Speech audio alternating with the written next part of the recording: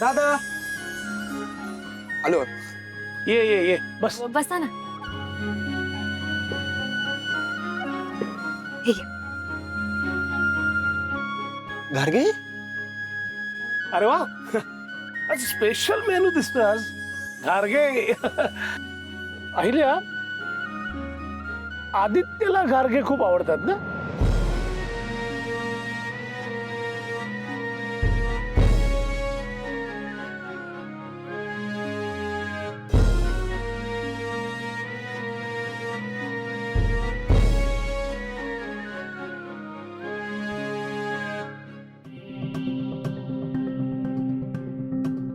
वाह, काय कमाल घारगे बनवलेत सावित्री आत्याने.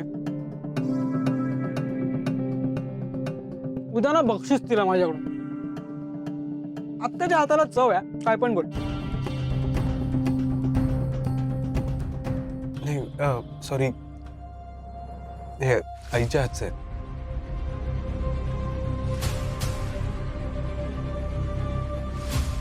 सावित्री आत्याने नाही, आईने बनवलंय. चल, काहीतरीच काय, सावित्री आत्याचे आहेत. नाही, मी आईच्या हातची चव बरोबर ओळखतो. खरं तर मी आजच ऑफिसमधून आल्यावर प्रियाला म्हणालो होतो, घारगे खावंसे वाटतंय. आणि काय योगायोग आहे, डिनरमध्ये आईच्या हातचे घारगे.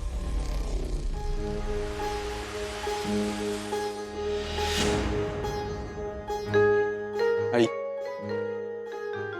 थँक्यू माझ्या आवडीचा पदार्थ बनवल्याबद्दल.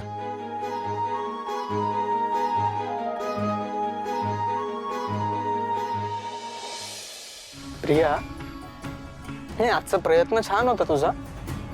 फसला असता तर अंगाशी आला असता. खरं तर प्रीतम मी खूप घाबरले होते. म्हणजे नशीब मला आई त्या जेवणाच्या टेबलवर ओरडल्या नाही.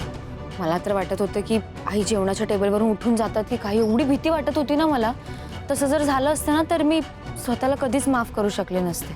बघ, आई सहसा अशी उठून नाही जात. तिला असं वाटतं की त्यामुळे जेवणाचा अपमान होतो. आणि ते खरंही आहे, आमच्यावर पण तसेच संस्कार आहेत. पण खूप चिडली तर जाते पण.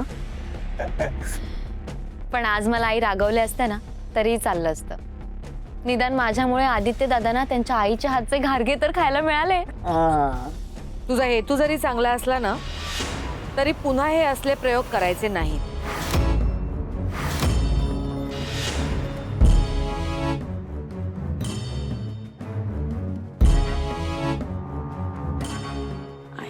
चांगल्या गोष्टींसाठी खोटं बोलणं मी समजू शकते आणि तुझा हेतूही कळतोय मला.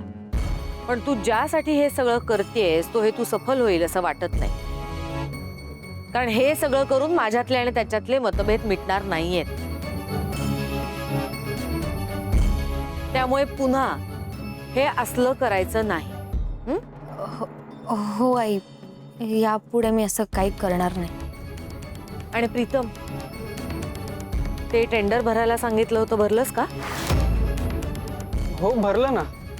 आजच शेवटची तारीख होती, बरं झालं भरून टाकलंस ते. हो. झोपा आता. हो.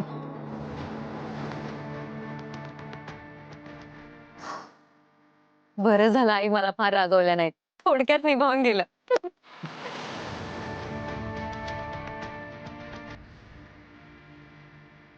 अरे यार, कुठल्याही परिस्थितीत ते टेंडर भरायला सांगितलं होतं आईने.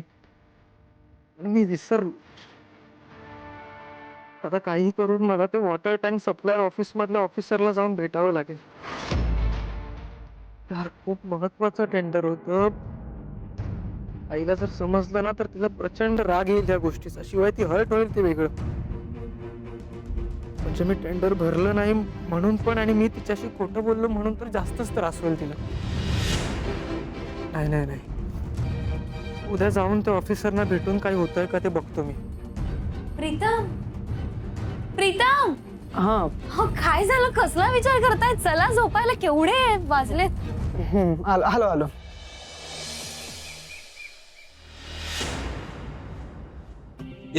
आदित्य, काल मी तुला एक टेंडर भरायला सांगितलं होतं, भरलंस? हो सर, कालच भरलंय मी. सर काल अनयसे शेवटचा दिवस होता, सो मी लगेच भरून टाकलं आणि सगळ्या फॉर्मॅलिटीज पूर्ण केल्या. सर तुम्ही नका काळजी करू, ते टेंडर मला असं वाटतं की आपल्यालाच मिळणार आहे. आदित्य, अरे माझा विश्वास आहे तुझ्यावर. Thank you sir. तू हे टेंडर मला मिळवून दिलंस ना की तुझं प्रमोशन नक्की. Well, thank you sir. Thank you so much. आता काही झालं तरी हे टेंडर आमच्या कंपनीलाच मिळालं पाहिजे. येतो सर.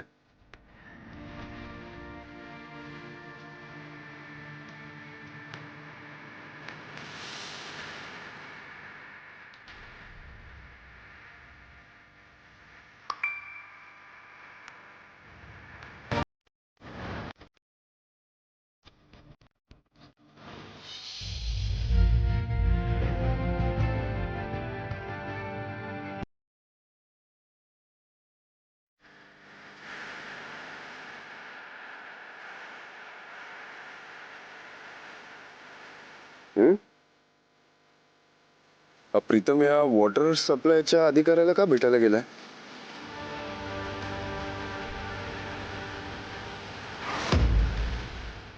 ए काय करतोय? अरे मूर्ख.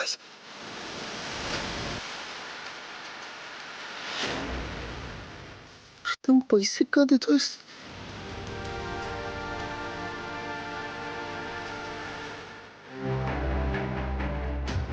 लाच देतानाचा व्हिडिओ कोणी शूट केला असेल?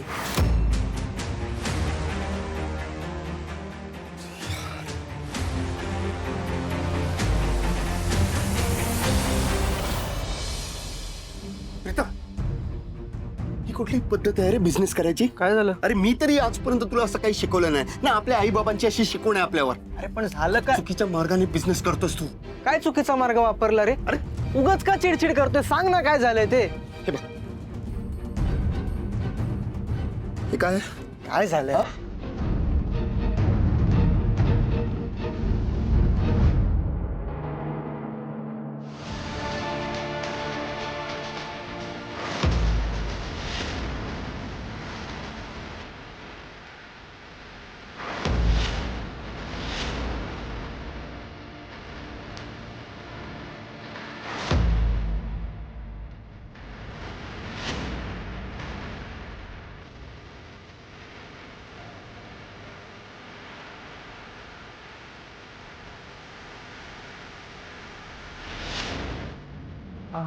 हा व्हिडिओ कोणी काढला? तुला तुला कसा मिळाला दादा? कसा मिळाला मला? अरे मूर्ख माणसा, तू विसरतोयस का? तू प्रीतम किर्लोस्कर आहेस. माणसांचं लक्ष असतं आपल्यावर. नाही म्हटलं तरी बऱ्यापैकी मोठं बिझनेसमॅन आहोत आपण, आणि यशाच्या शिखरावर पोचत असताना अनेक हितशत्रू निर्माण होत असतात.